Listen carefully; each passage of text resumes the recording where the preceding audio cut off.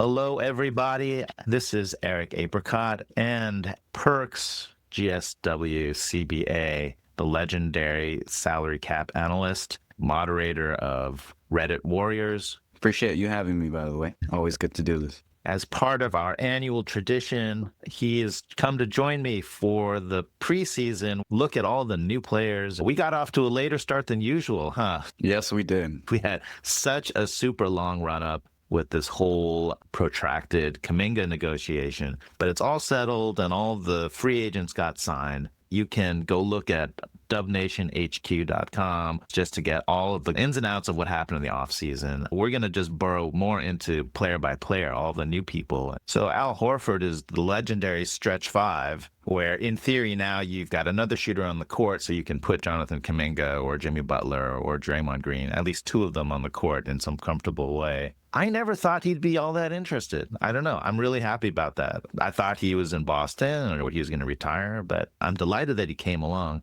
Yeah, I'm very excited for the addition of Horford. I know in our offseason discussion, we had pegged him as a top candidate for that tax pyramid level. He's just someone who really fits, not just on the court, but off the court in terms of what they want to do. Outside of Kuminga, that's definitely the biggest signing they made. And getting, I think, someone of that caliber at the tax pyramid level is a pretty good get. And I was somewhat surprised that at age 39, he was able to get that second-year player option and a 15% trade kicker. But a good negotiation from his agency, and I think at the end of the day, that deal lines up with having Steph and Draymond and Jimmy on 2-year deals as well. So you're creating this window that's been there of contention for the next 2 years. The second-year player option and then the full taxpayer mid-level exception. I assume that was because they made him wait so long and that they were bidding against retirement for him, so that they had to juice up the contract as much as possible and to make sure that no other people tried to snipe him while we were all waiting for JK to settle the salary cap issue. Did you get that impression? Yeah, I would say so. And it was interesting to hear him say during the media day that retirement wasn't something he had considered. I don't know how much to believe that. I'm sure at some level, his agency at least used that as a negotiation tactic. Hey, if we don't get that second year, maybe we don't play at all. I do think so. As you said, it was surprising to hear him leave Boston. I think many people expected him to try to end his career there, retire. Obviously, given that Boston's going through this gap year, reminiscent to me of the Warriors' 1920 season when Clay was out the whole year. They were expected to have a gap year. I think Horford saw that and was like, hey, at this stage in my career, instead of sticking with Boston, I'd rather go to a contender. And Boston's a great organization. Why not go to another great organization with the Warriors? But yeah, I mean, asking him to essentially sit the whole summer without having that financial security of actually having a contract signed, I think the Warriors definitely had to bit of a give and take there with that second year. But he comes off the books before the 2027 offseason when they're projected to be this post-Steph team. So we're recording this right after the Portland game. So we've seen 2 preseason games, and he's definitely more active and savvy on defense than I was expecting. I forgot that he was NBA All-Defensive a few years ago, but all the vets, when they were talking about him coming on, they immediately talked about what a great defender he was going to be. So that part's been a pleasant surprise. Yeah, absolutely. I feel like the thing people have been talking about, Kerr specifically, this idea of a space five and Horford being someone who can stretch the floor is very important, especially for different lineup combinations. But I think the fact that he is also a force on the defensive end is what separates him. Because we've seen the Warriors time and time again try to bring in stretch fives to some very levels of success. We saw them try to do it with Michael Green and Dario Saric and Belly during the championship year. And in all those cases, there was some give and take with what those guys could produce. While, yes, they stretched the floor, there were other things that they didn't do quite as well. And I think with Horford, you actually have someone who I would call like a 3-and-D center, which is an archetype that is very rare in the NBA and something that a lot of teams covet. So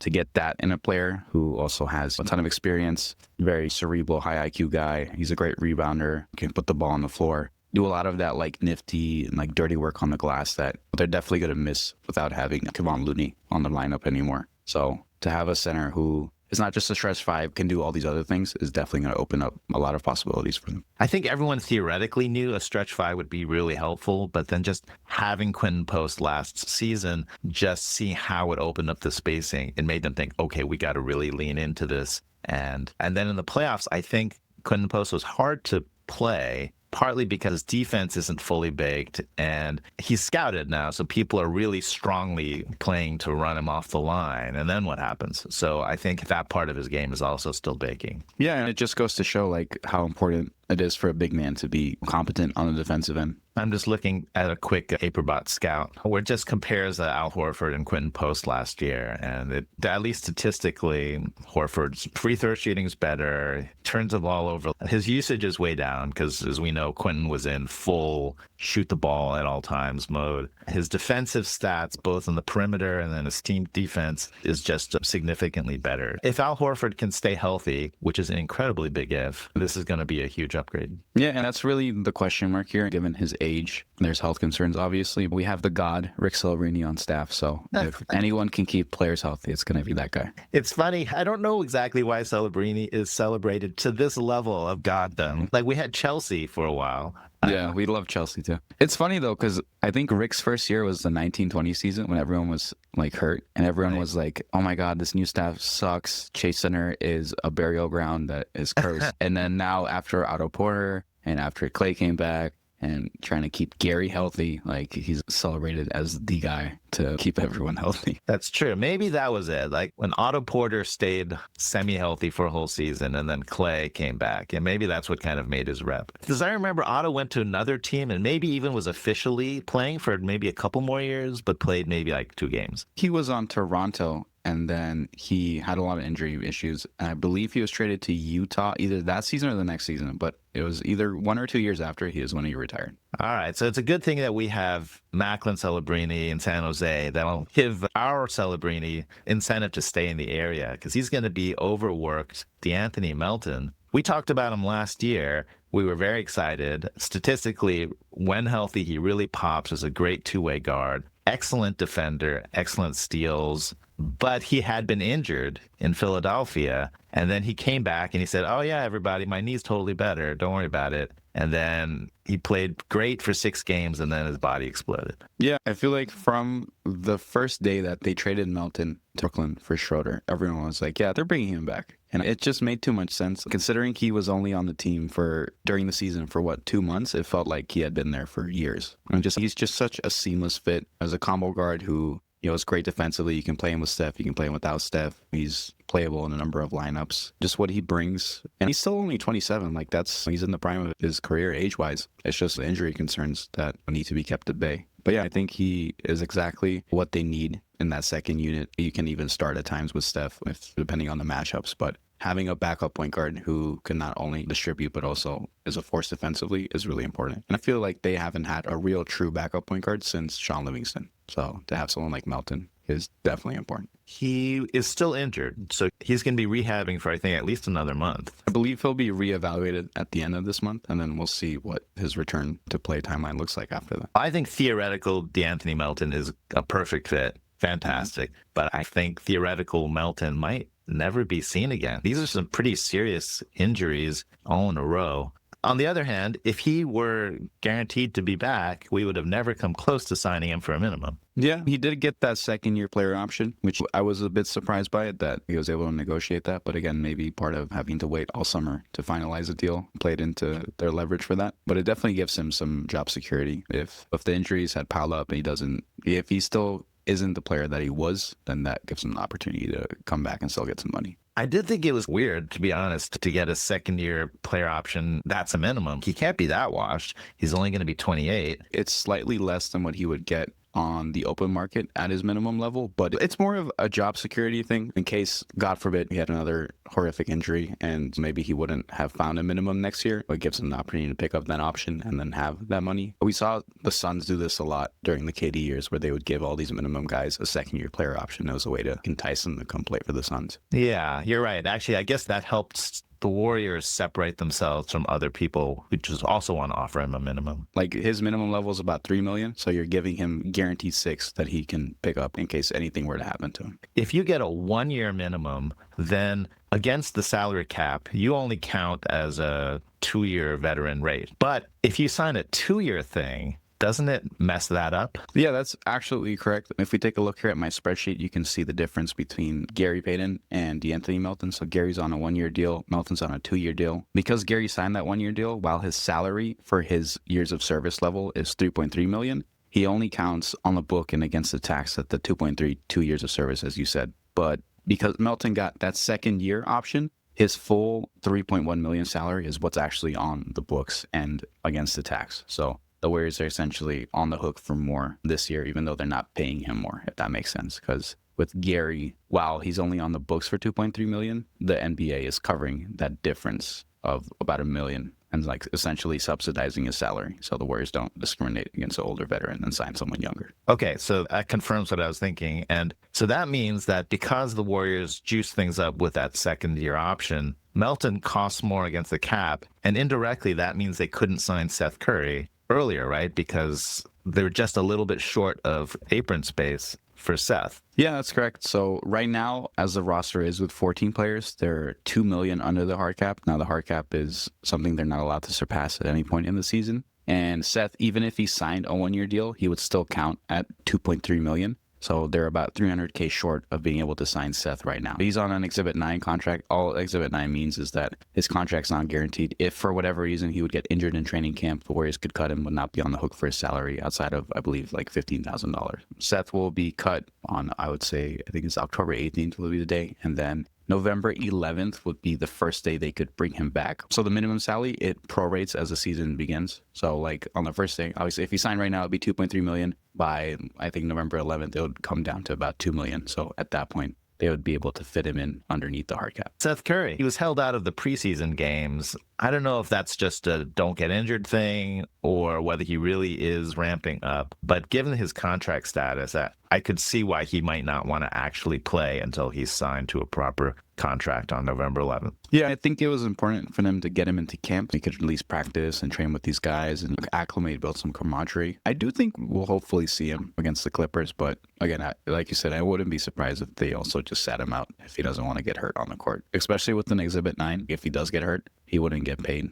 So the way it normally works is if you're on a non-guaranteed contract, let's use Trace Jackson Davis, for example. If Trace gets hurt and he's out for a month, even if you cut him, you still have to pay him for that month. But if you have an Exhibit 9 in your non-guaranteed deal, then you don't have to pay them for that month. You just pay them a flat $15K. Seth Curry is one of the great three-point shooters right now in the league. If you give him an open shot, catch and shoot, then he'll make it at an extremely high rate. He might literally be the top three-point shooter from last season. If he's not, he's got to be in the top 10. At least percentage-wise. Percentage-wise, yes. The rest of his game is a little more questionable. I don't think he's much of a playmaker. And his defense, I think he tries, but it statistically has not been positive. Yeah, I think Seth's getting up there in age. When he was still in his prime, he was a very lethal shooter who could do some things defensively. He had a knack for getting some steals, but he was always pretty undersized for his position, so he couldn't really guard bigger players, and he's never been really like much of a true point guard playmaker. He's more of a shooting guard, combo guard. I do think he's a player who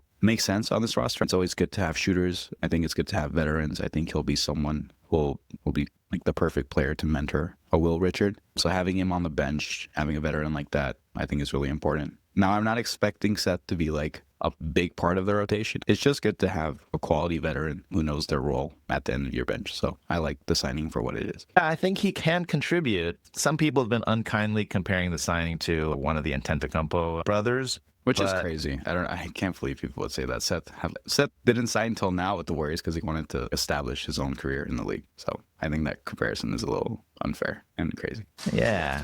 I have a mental model that Seth Curry might be Duncan Robinson-ish now, although actually the size is quite different. But just thinking about people that could play off Jimmy, people that Jimmy got paid. And Duncan is also someone who's a great shooter, movement shooter, who questionable defense. But in Jimmy's standard formation, it's a very simple game. He gets to the paint, he draws help from the perimeter, and if one of those people is Seth Curry, then you're dead. At least Seth Curry 2023, you're dead. I think Seth could contribute to the spacing and spot-up shots, depending how things go and whether he gets played off the court or not. Yeah, for me, the comparison that came to mind is like old Jason Terry. I don't know how you think about it.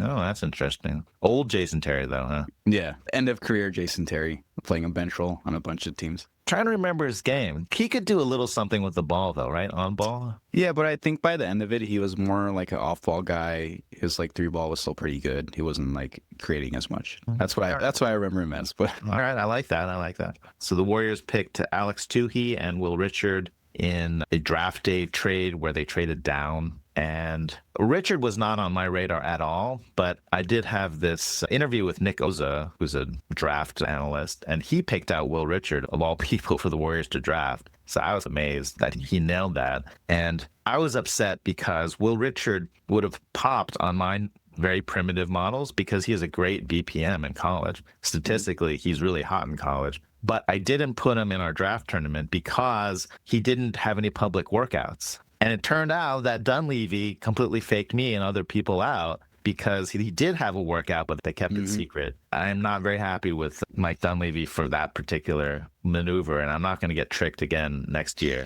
But Will Richard, I really like him. I think that he's actually quite speedy with the ball, makes super quick decisions, can shoot it, can attack a closeout. Not that great a dunker, but can finish at the basket. Very feisty defensively. My only thing is that I think when he came on the team, I imagined that he could be a backup point guard. Like, I think he could do it. But somehow the way that he actually plays is that if he's not driving it, then he just gets rid of the ball as soon as possible. So the 0.5 second decision making is great, but I'm not seeing him as being able to play point guard anymore. yeah, I agree with that. I think it was a little funny to me because I feel like almost every other summer league, there's like a shooting guard the Warriors bring in. And I'm like, oh, I like this guy after one game. And I remember Jordan Poole's first game, I felt that way. Lester Quinones's first game, I felt that way. And Richard's first game, I felt the same exact way. I was like, yeah, this guy can play.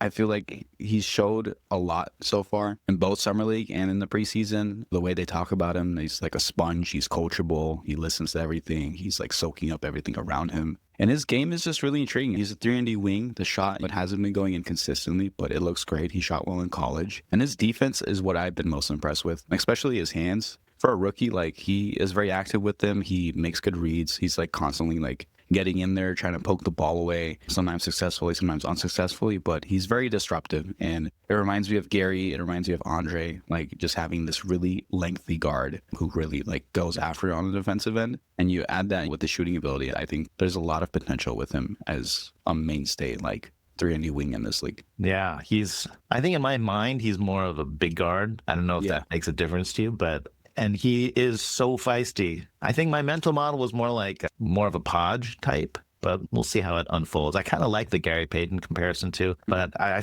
would feel more comfortable with Will Richard creating things than GP2. Yeah, I think one thing will be interesting to see is how Richard grows on ball with his ability to create. I feel like we haven't really seen a lot of playmaking shots from him yet, but I think the Warriors have also been mostly deploying him in an off-ball role. From what I've been seeing and hearing, I think they want to do what they did with Quinten Post, where they stick him in the G League. They're having him start every day, just getting a ton of game time, just getting acclimated in the system. And then maybe eventually that turns into a role. But I do think he, like you said, he's a bigger two guard, maybe not a wing, but like a 3-and-D two guard. And especially with LJ Cryer, those two playing together, I'm really intrigued by the Santa Cruz backcourt this year. Yeah, I agree. I think that's what'll happen. Partly because I think there's actually going to be a bit of a minutes crunch. It's a bit like last year when we were going Steph and Draymond and 12 Lindy other Waters, guys baby, who were like good players, but not great players. So this year it's creeping in that direction.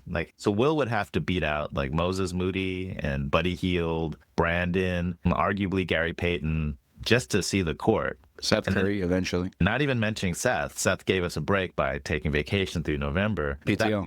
Surely there will be injuries, so he might really need to play a role. But yeah, I definitely expect him to get seasoning. He just does not look comfortable as a lead guard ball handler. And I don't know why, because I feel like he looks good driving it. Yeah. The last thing I would touch on with Richard is his contract. So there was some speculation during the summer based on what would happen with Kuminga if Richard would be a two-way or if he would be on the main roster. And they ended up putting him on the main roster. They actually signed him before they signed some other guys, which was a bit surprising. They could have not They could have started Richard on a two-way and had space for Seth Curry, but clearly they really wanted Richard on the main roster. And I think the reason for that is actually Quinten Post. Because Post started on a two-way last year, the Warriors didn't have the option to sign him to a 4-year deal with the second round exception because you have to be like a draft rights player to do that. So Post is actually going to be a free agent after this year. So he's entering free agency like pretty early into his career. I think the Warriors saw that last year and were like, let's not do that with Richard. Let's make sure we sign him with the second round exception. We have him team control for 4 years. So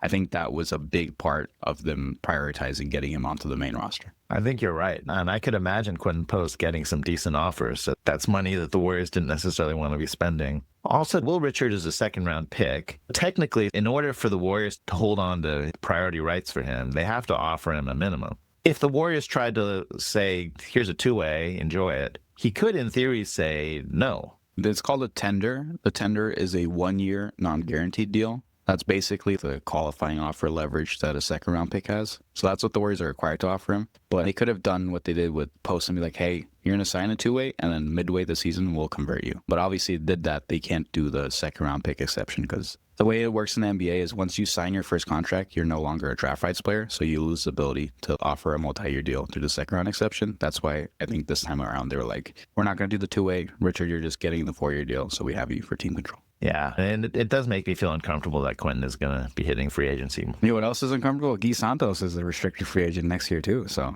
that's 2 guys you're going to have to try to lock up. Wait, is Guy unrestricted? No, he's restricted. Oh, I'm not so scared of restricted free agents. If Kuminga could break... Quinten's restricted, too. Oh, is he restricted? Okay. They're both restricted, yes. All right, I feel better about that. So, like, teams can come in with an offer sheet and, like, maybe at a price point the Dubs aren't super happy paying, but still they have the option to refuse or not. I do remember it being surprising when Will Richard signed for a proper minimum for the 4-year deal because it seemed at that time we're scraping for every single dollar under the apron. And so I thought there was going to be some kind of Quinten Post 24-25 deal, like you say, where you save money by having him on a two-way for most of the year. And we needed every dollar to possibly offer to Kuminga or possibly offer to these random people that we ended up picking up, like Seth. Because of this, Seth now has to take the sabbatical. Yeah, and I think given the Kuminga situation, it felt like someone was going to have to sacrifice. And in the end, it was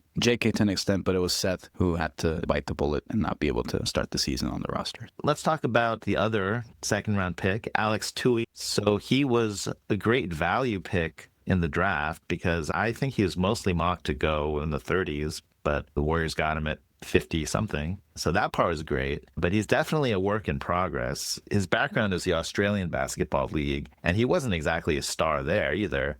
I think his stats were good, and they probably are working out some kind of internal analytics model about how to project people in the Australian Basketball League. But anyway, in Summer League, it was pretty awkward. Yeah, and the Dubs they've been putting a lot of effort into scouting the NBL for years now, so I'm not surprised that they brought in another Australian. He wasn't really on my radar prior to the draft, but having seen him in Summer League, like, he's a toolsy wing, but like you said, very raw. I felt like he looked out of sorts at times in Summer League. He looked a step slow. Some of the shot making wasn't there. I do think he has tools to develop into maybe a defensive wing who can put the ball on the floor a little bit, but there definitely needs to be a lot of work. So for him, I'm expecting a bunch of Santa Cruz games. And it sucks that he's missed camp with the ankle injury. We haven't seen him in preseason. Hopefully that can heal up quick so he can start getting some good developmental time. He's not a real three-point threat right now, so it just felt weird to draft him at the time. But he did seem to have pretty good game sense. It just catching up to the speed of the game was tough in Summer League. Speaking of Australians, we should mention Taran Armstrong, who the Warriors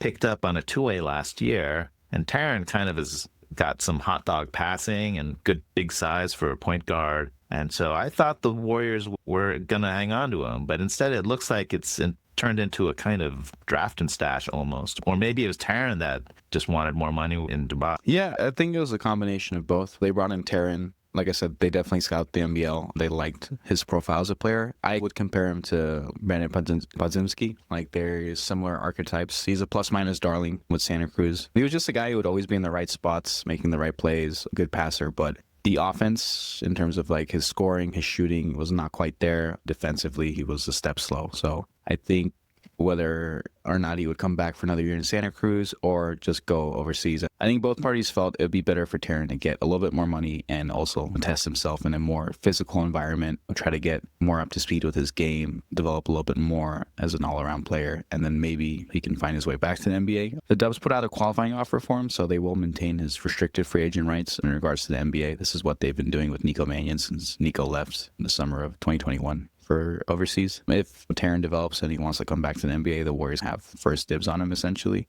But I just think with the roster construction, bringing back Pat Spencer, it was basically a toss-up between Taran and Pat Spencer, and I think they valued what Pat Spencer brought to them, especially not having Melton early in the season. We've seen Spencer so far in preseason be a significant part of the rotation as a backup guard. So I do think they wanted to have someone who not only was experienced in their system, but essentially like a G League veteran, games under their belt, and could play in a bench. So I think that's why they went that route, and then Taran went overseas. But hopefully things work out for him there. It's interesting to think of it as Pat Spencer versus Taran Armstrong. That does make sense because they're both, in theory, point guards who can run an offense. And Pat, he's pretty good for a replacement player. He definitely had ups and downs in both Summer League and in the big leagues. But if you're just talking about some guy on a two-way to come in and play significant minutes running an offense, he's actually pretty stable. Yeah, he has his shortcomings as a player, but I think he's going to give you 100% effort every day. And in a pinch here and there, like having that type of energy off the bench, it can turn games around. You saw yesterday, Pat went out there and they played better with him on the floor. They did. And he made the huge, I think it was an and one layup to put them ahead at the end. Yeah. So I'm glad to see that he's thriving. And we've managed to talk about him without mentioning lacrosse. Oh, yeah. They're almost. Okay, and then as far as maybe to wrap up that part, so last year we had Taran Armstrong on a two-way. Was Braxton Key on a two-way? He was, and then they converted him the last day of the season to have him for the playoffs. But he never really played in the playoffs. And Not really. He's a really good defender. I think he was, in fact, G League Defender of the Year or something like that, right? He was. But he just never quite got comfortable enough. He just had the yips and couldn't make a layup, and so he was pretty rough to play. So where is he now? Yeah, Key signed a Exhibit 10 deal with the Grizzlies, so he's going to be heading to the G League with them. He's a guy I really enjoyed covering him in Santa Cruz. I feel like he was really dominant at that level. He's a monster defender, and like offensively, he was doing a good job of being a hub. I just feel like at the NBA level, with the opportunities he had with the Warriors, he just wasn't, like you said, he had the yips. He wasn't really finding his shot. I remember a couple of times where he would put the ball up and then he would grab his own rebound and he would do it a couple of times because he was struggling to put it in the basket. So yeah, he's getting up there in age, but his defense is the real deal. I do still think in the right environment, he can carve out a role. I like to always remind people Gary Payton was 29 years old when he finally became an NBA rotation player. So I don't think it's too late yet for a guy like he, but he needs the right situation. And then also last year we had the legendary Kevon Knox, my god of chaos. Absolute thrill in Summer League, and actually didn't look completely out of place at the big leagues either. Yeah, Knox looked really good. He was phenomenal in the G League. He put a great body of work in the Summer League before that. And when they brought him into Golden State, I remember, I think it was maybe his first or second game on the 10-day where he like came in, he hit a couple threes, and like people were like really excited about him. He looked the part. He's only 26. Like there's still plenty of time for him. I had some hopes that maybe he would find his way back to the Warriors this year. That didn't happen, but now he's heading to Chicago. He signed an Exhibit 10 with them. He's going to play for their G League team, and hopefully he can catch on somewhere for a real shot at an NBA rotations. And then I guess since we're talking about departures, Kevon Looney, the legend, the Warriors ushered him out the door with the red carpet, very respectful, talking about what a fantastic leader he is. And he got a pretty good deal in New Orleans and then is now reunited with Jordan Poole, right? Yes, he is. Yeah. Losing Kevon is really sad. I know a lot of fans, a lot of people in the org are definitely going to miss him. On and off the court was an integral part of the organization. So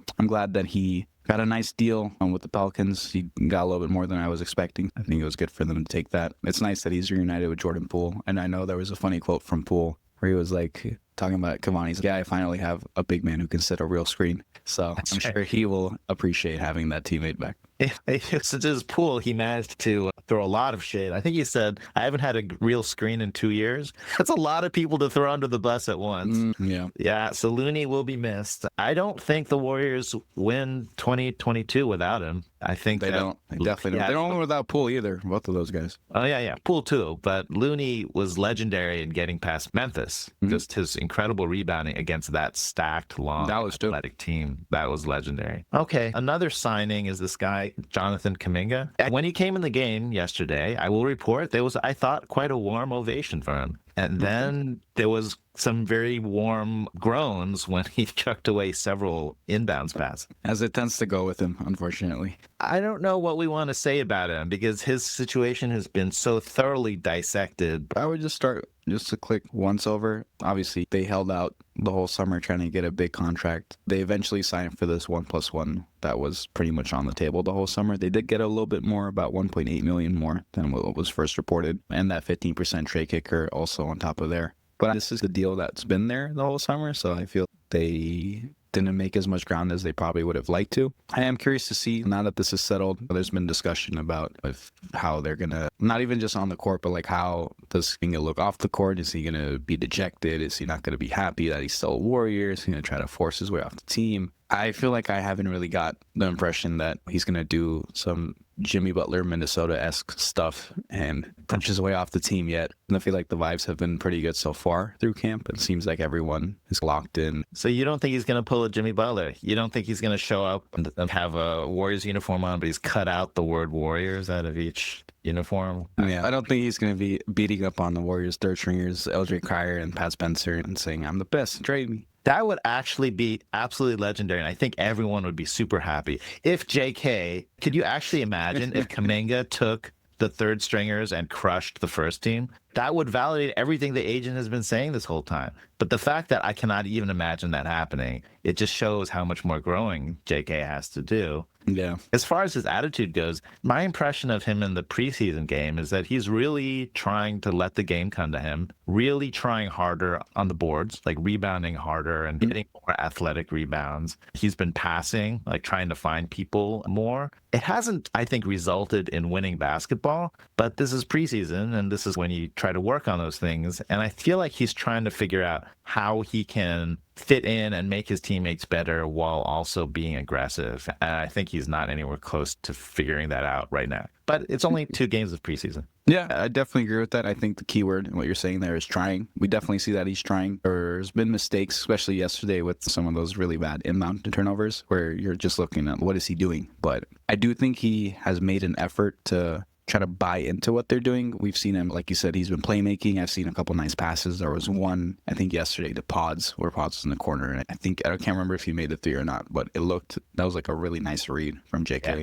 I think he did make the 3. Yeah. Nice. There was one moment, I don't know if you caught this yesterday, where I can't remember the buildup, but it ended with JK passing to Jimmy, and then Jimmy went in and he got fouled. And I remember that he specifically went up to JK after that, and they had a very long conversation about that play. I think something about positioning. I was trying to read what he was saying, but it was something about you don't have to give me the ball, or I don't know if you know what I'm talking about. Were you watching on TV? Yeah. Okay. Yeah, I was live, so I couldn't see it, but I actually noticed. So I remember the play, and the ball was swinging around the perimeter. And at least once, the ball swung to JK, and instead of driving against the defense, which is in rotation, he swung it to, I think, Jimmy in the corner. So that's the very end of the play. And then I felt like Jimmy came right up to him and said, why did you swing that drive?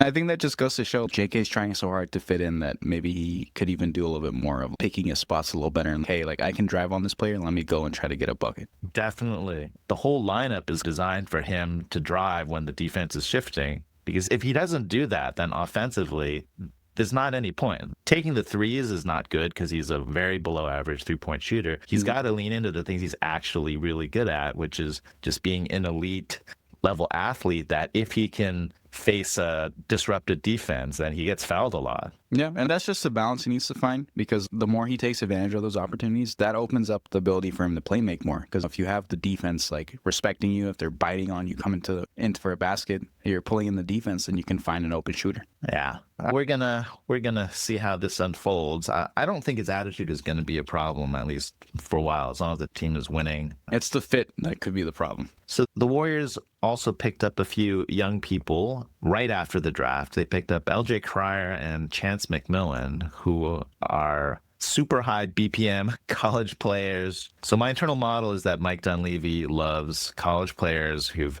had a number of years in the system and absolutely popped statistically. The Warriors surely have lots of internal analytics, but if you have a high BPM, then you're going to be liked by Dunleavy. And so that's Cryer and McMillian. And Cryer looked pretty amazing at the end of last game. Yeah, he changed the game for them. He had a couple big shots there. He had this lovely bounce pass in transition that Richard put up for a lay-in. And that was like, that popped. And then also he had this, I think it was on Caleb Love, he had this sweet in and out move that like left him at midcourt. And then he popped that three after that. And that was some highlight plays for a guy who's undrafted on an Exhibit 10. Yeah, I mean, his pedigree is unmistakable. He's a NCAA finalist, the lead guard on a great team. I think the only issue is he's short and older. Yeah, and I would also say he shot 41% from three in college. Like, he is a shooter. He's like a score-first point guard. And I feel like what I want to see from him in Santa Cruz is more playmaking, like those bounce passes, him like setting up guys. He only averaged like a little bit under 2 assists per game in college. And I feel if you're playing the point guard position, you should be putting up a couple more assists on the board. So I'd like to see what he looks like running the Santa Cruz offense, Richard and McMillian as the off guards next to him, what he looks like as a playmaking hub, and how he fares defensively. Because he's shorter, but he's gotten like this stocky build. He's got some strength to him. I felt like the way he played guys yesterday, like he was able to keep some of them in front of him. So if he can be at least capable defensively, along with what he brings offensively, there's definitely a future for him in this league, even at his height. Yeah, he's definitely got alpha point guard all over him. It was exciting to see him really run the offense and take over at the end there. And just to remembering at the end, that pull-up three very early in offense, I think Portland had just gone back up maybe 1 point, and then Cryer just pulls up, and very gutsy, but I like him seizing the moment. Yeah, it was a nice shot from him. I'm curious to see what he can do in terms of trying to get a two-way spot. The Warriors have all two ways filled. Toohey's spot is pretty safe. He's in traffic. They'll give him at least a year. They just brought back Spencer, who will be in their rotation. I think he's probably safe. Jackson Rowe probably is maybe the guy who could maybe be cut if Cryer pops to the extent where they feel like they need to put him on the roster. I do as Rowe. I feel like he is good wing depth. He plays well within their system. He's a 3-and-D guy. But if Cryer continues to play like this and he has a good start to the G League, I could see them try to bring it up and elevate him to a two-way. Isn't he competing with Pat Spencer for that spot in the ecosystem? Because they're both guards, you could say so. But then again, I feel like with the two ways, it tends to be mixed. There's some years the Warriors will roster two guards on there. So I think, especially with LJ like that, would be more of like a developmental play. So maybe you're like, hey, we're fine with our wing depth. We can get rid of someone like Rowe and make space for Cryer. But I do think we will see LJ start out in Santa Cruz. And depending on how he looks there, maybe he gets elevated. But yeah. Okay. I can see that the Warriors could have a little bit of a need at point guard. And so maybe it isn't outrageous to have two ways there. But so you have Steph, and then you have maybe the dream of DeAnthony Melton and the dream of Podziemski. It hasn't seemed to quite come together for Podziemski as that lead ball handling guard. But for all his great connectivity, just giving him the ball, letting him run and try to drive and make some kind of advantage out of that. It doesn't feel like that's been gelling. So we basically had Seth Curry and nobody. So it's, yeah, I mean, if LJ Cryer really can pop, then you could imagine him getting some minutes. Yeah, and I do think what will be important is, as you said, like, I would like to see LJ more of as a playmaker, because we know he can shoot, he can score, but when we talk about needing a point guard, more of a traditional one, because like I think of Pat Spencer, he's more of a two guard really than a one guard. Same with Pod, same with Melton. Like all these guys are more so two guards, combo guards than really like out and out floor generals. So I think that's going to be interesting to see what LJ is. Can he be more of that than a score first mentality guard? Okay, so speaking of shooting guards, so you have Chance McMillian, who again was a spectacular college statistical player, but he's another one of these smaller shooting guards. Yeah, I'm very intrigued by McMillian. We have not seen him yet play for the Warriors. He missed all of Summer League and he was waived very early in preseason, so we have not seen him actually play in a Warriors uniform. But as you said, with his college statistics, his play style as a shooting guard who can really shot 41% from three in college, same as Cryer, like he really puts the ball through the basket. So I'm curious to see what he looks like in the G League, how he fits in the system, what else he can do, if he can do anything defensively, if he can put the ball on the floor. But I'm very intrigued by him as just on paper. So we asked online for some questions, and I think most of them were about lineups, right? Yes, they were. Who we're going to start, who we're going to close with, the Steph unit, the Butler unit. That's what people want to know. And we don't know either. Yeah. So I think the way that people conceptualize it is that you've got the big four, Steph, Jimmy, Dre, and then elevating Horford to the big four. Who do you put with those four? It's no guarantee that it'll start that way because you could try to do things to try to manage Horford's minutes and give people different looks. Like in the first preseason game, Steve did not start Horford. But nonetheless, this is going to be a really important lineup going forward. Those four plus somebody else. Chasing Rings 5 on Dub Nation HQ called it the near-death lineup, which I'm going to definitely try to make happen through repetition until one of the players gets mad at me. I actually love that. We definitely need to use that. Credit me, and I'll credit. I got you. Yeah, so who's the fifth member of the near-death lineup is, I think, the most important question. I would say, if I had to guess right now who starts opening night, I'm saying it's Pods. What do you think? I think I picked Podge just when I was coming up with lineups a number of articles ago, but I could see a lot of different ways. So the argument for Podge is that he is a super complementary player and a connector, and he will be able to get the ball between when there's an advantage created on one side, he'll be able to get it to the other side, and he'll do the dirty work of helping to rebound and push the pace. So that's the Podge argument, I would say. I will have to say, I feel like we heard the same thing last year. And I think that's a testament to how hard of a worker Brandin is, that he's always putting in a ton into his game, and he's playing great in training camp and practices. But I think what I want to see from him is just more consistency offensively. I think he does all the little things really well. He's a plus-minus darling. The team plays better when he's on the court, but there's definitely times where his shooting is not there, his scoring is not there. He's good at taking charges, but his POA defense is not at a top level. And I think we need to see more growth in those areas for him to be more of a mainstay in the rotation. Yeah, he is an analytics darling. He just wins when he's on the court, and everyone's trying to figure out why that is. What is the magic? Kerr calls him a connector, and he just swings the ball from disadvantage to advantage. He did have a lot of stuff happening last year. He did have his face broken at least once, wasn't even more than once. And then he ended up getting surgery. Was it for his core? Did he even have more than one surgery? I believe so, yes. So he definitely had a lot of significant health things going on. In preseason, I'm not actually sure what he's shooting, but his shot looks better to me. I think it looks more confident and clean. So I'm willing to go with this, that maybe a lot of that was health. There's another player who's trying to work their way into that conversation in preseason, and that's Mr. Moses Moody. Another upstanding citizen who I just think he's so quotable. He's like a guru, and he has very concise aphorisms that he shares about his situation and other people's situation. He's so impressive in that way. And last year, up and down, but he also had surgery. It turned out he had a whole hand issue, right? Yeah, and I saw someone did a little investigation into the numbers, and it was after when they believed the thumb issue occurred is when his numbers started dropping off. So it seems like there was a very direct correlation in his shooting woes and the injury he was playing. So the good part is that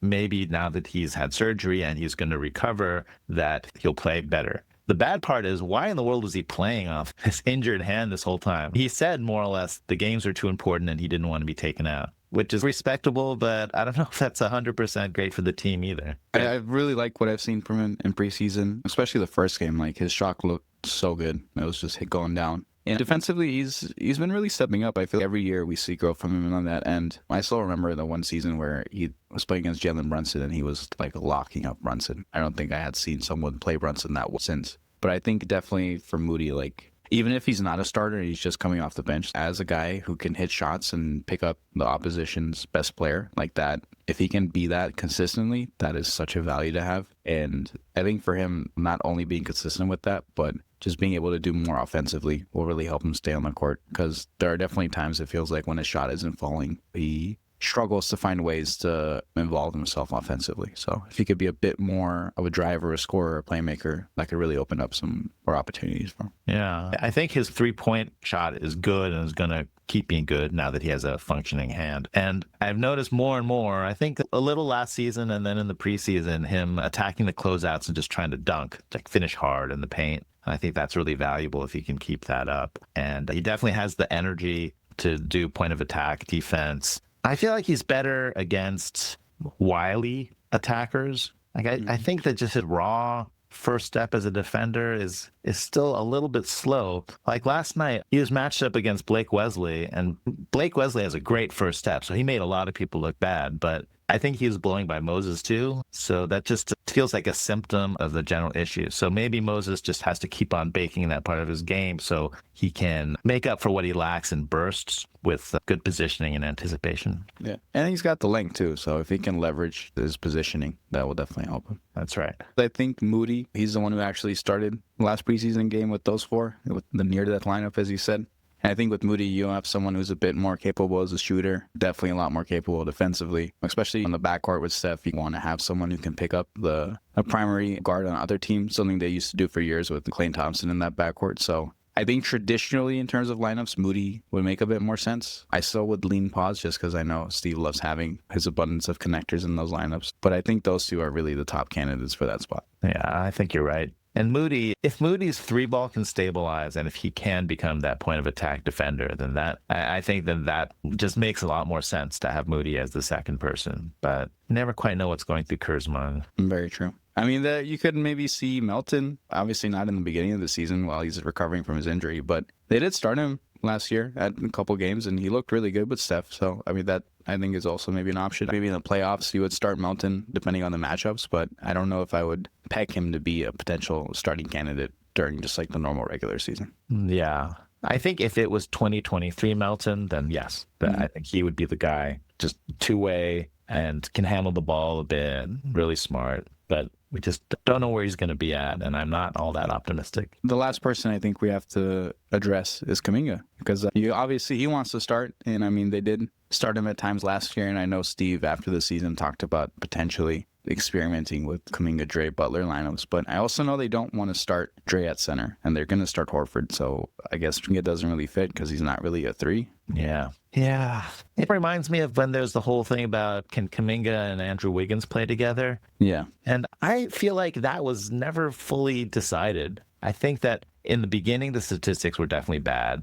And then they tried it and it seemed to be okay. And so some people said, aha, you see, that was just a bunch of baloney. But I feel like the whole thing is so small sample and it never looked comfortable. It's just a big question mark for JK. I think Steve Kerr said it well in an interview where he just said it's hard to come up with good lineups for Kuminga. So it's not that he's not talented. It's not that he's not working hard, all that. But just making winning lineups that fit around him is a challenge. Yeah. And we saw in these preseason games, like, they've been playing him as a four, whether that's with Dre at the five or with the shooting big at the five. But they've been trying to surround him with a bunch of shooters because he is not that much of a respected shooter himself. I figured if you can get three shooters on the court with him and someone who can be the lead point guard, then that's pretty close to an ideal lineup for JK. Yeah. Speaking of Buddy Hield, did I just say Buddy Hield? We haven't really mentioned Buddy Hield. We haven't. Like in theory, if you're talking about the near-death lineup, in theory, there's plenty of advantages from Steph, from Jimmy Butler, and sometimes you just want someone else on the court who's a dead-eye shooter. So you could imagine Buddy Hield,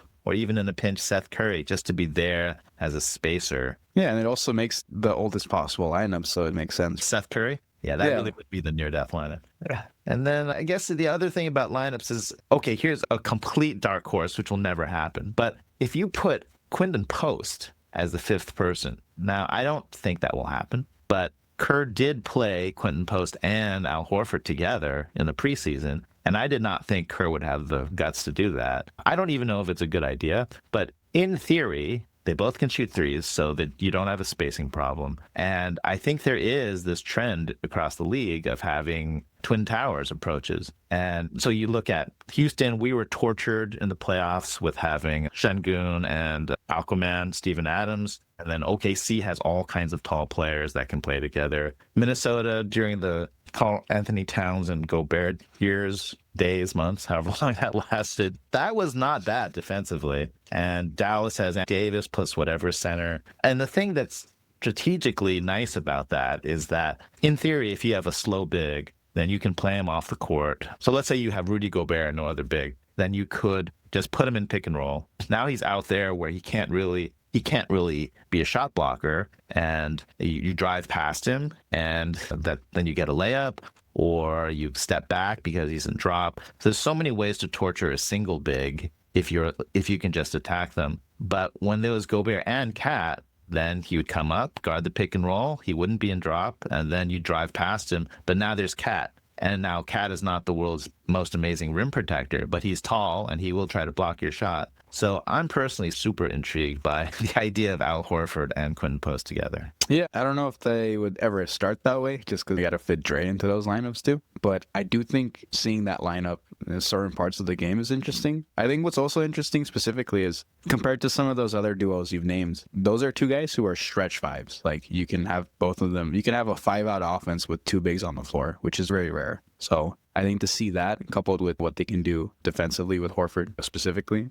it's definitely intriguing having the size and the spacing ability in that sort of lineup. He's projected to be your number 2 center on the depth chart. He's definitely going to be playing significant minutes. I think it's going to be important to see like how he develops. I know he talked a lot about working on his body this summer. You want it to be stronger. You want it to be more of a presence inside, and they're going to need that because as we saw last year, his shooting was great. It definitely opened up the floor for them when he started playing, but he got exposed a little bit in the playoffs because he doesn't have the strength to deal with bigger fives, and he's a bit slow-footed to deal with the bigger wings. So he needs to be more capable defensively. And I'd also like to see him grow a little bit more offensively. We saw a couple floaters there yesterday, just him being more of like a scorer around the rim, having a bit better touch, and just maybe trying to be more of a playmaking hub because he does have some passing chops, and I feel like we could see more of that with Post operating out of the post as a playmaker. Yeah, as I remember in college, he was quite a hub. Like I think that Boston College offense revolved around a lot of him playing the sort of delay spots at the high wings. And as you said, he skipped summer league, I think, basically to work out and just. He was injured,